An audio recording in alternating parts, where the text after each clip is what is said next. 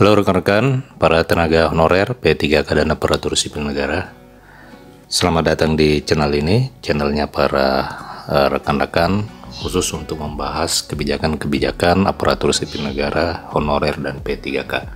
Rekan-rekan sekalian, video kali ini kita akan membahas berita yang ditayangkan oleh cnbcindonesia.com terkait dengan kebijakan atau rencana atau wacana pengangkatan tenaga honorer ke dalam P3K paruh waktu.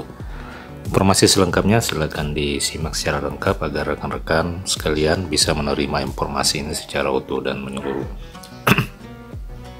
Rekan-rekan sekalian, unsur baru dalam status pekerjaan aparatur sipil negara kabarnya akan ditambahkan oleh pemerintah, yakni pegawai pemerintah dengan perjanjian kerja paruh waktu atau bisa disebut juga sebagai P3K part-time.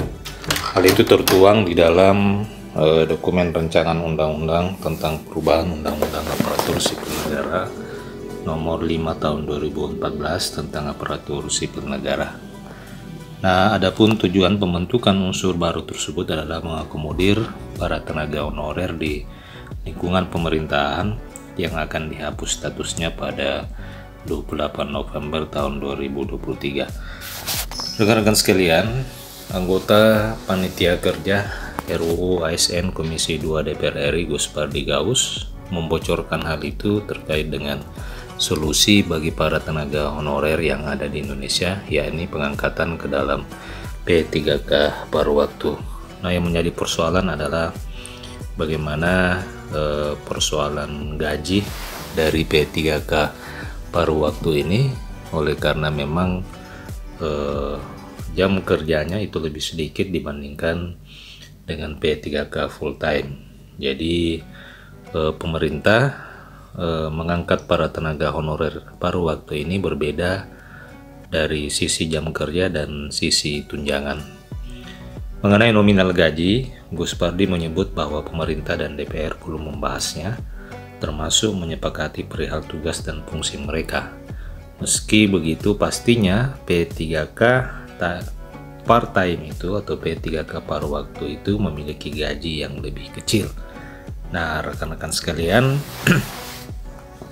ternyata sudah bisa dipastikan bahwa gaji P3K part-time ini memiliki gaji yang lebih kecil di antara tiga status ASN yang ada, yakni PNS, P3K full-time, dan P3 paruh waktu.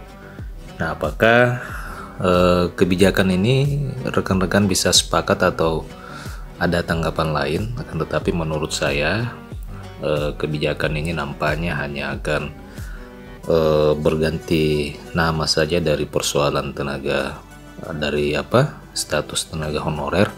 Cuma yang membedakan adalah rekan-rekan sekalian, jika diangkat menjadi P3K paruh waktu, berarti rekan-rekan memiliki status status yang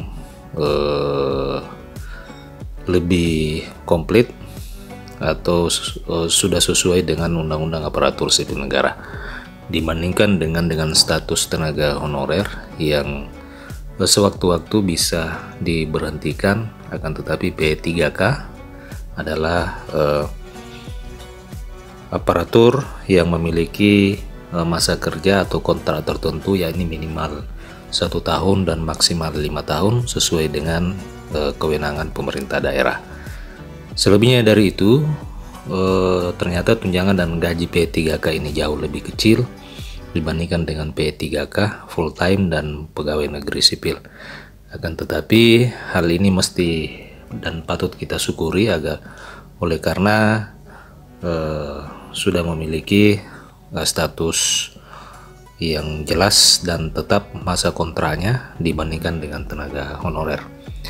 Rekan-rekan sekalian, bagaimana tanggapan rekan-rekan terhadap kebijakan ini, apalagi terkait dengan tunjangan atau gaji yang lebih kecil dibandingkan dengan dua status lainnya, yakni pegawai negeri sipil dan P3K full time?